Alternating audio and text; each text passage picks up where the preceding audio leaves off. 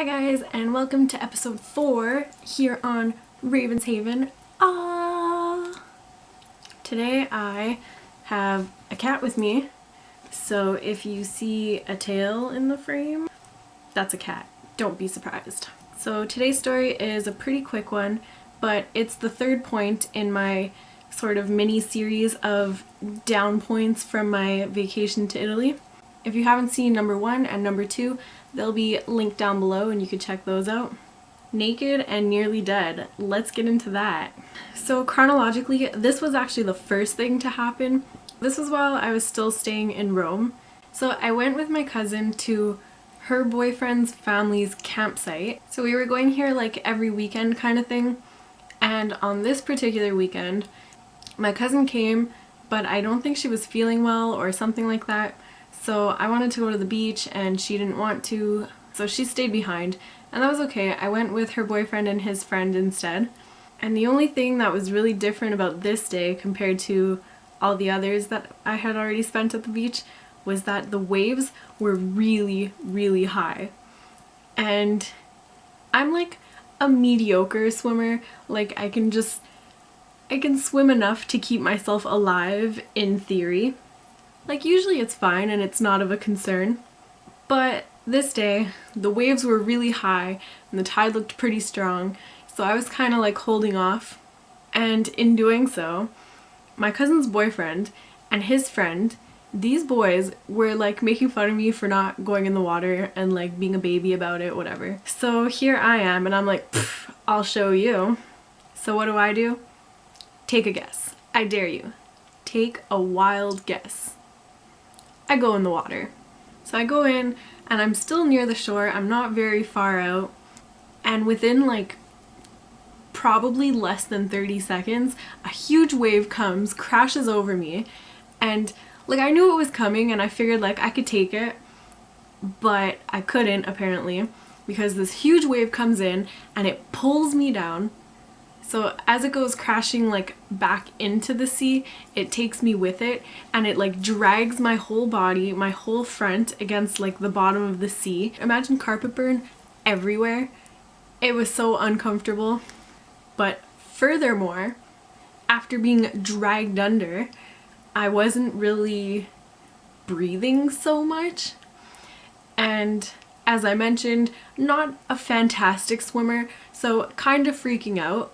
So here I'm like trying to gasp for air, but the sea is like beating me up and just throwing me around. I'm like bouncing off waves and just crashing all over.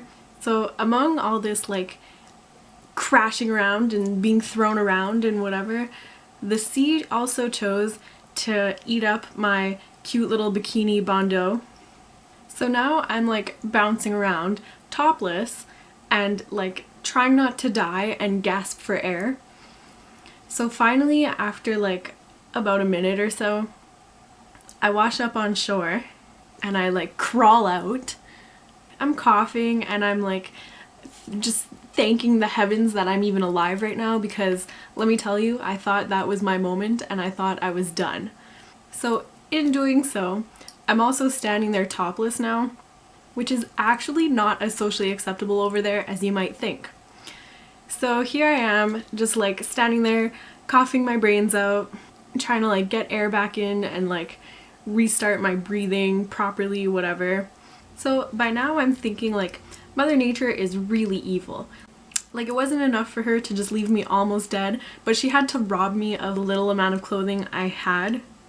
Like that was a nice touch. But wait, it gets better. All of a sudden, this little boy, he's maybe like 9 or 10, he comes crawling out of the sea and he hands me my bikini top and I'm like, oh yep, that's mine, thank you. So at least I got that back. So I'm standing there and I'm like trying to get life back into me, and these boys are just standing on the shore laughing at me. Are you kidding me? Like I thought I was gonna die, nobody tried to help me, and they're just standing there laughing at me. This is why I don't like Italian boys. So that was both equally embarrassing and terrifying. I did not think I was gonna make it, and then I made it topless, but I still made it, and then I got my top back. So at the end of the day, I guess I can't really complain.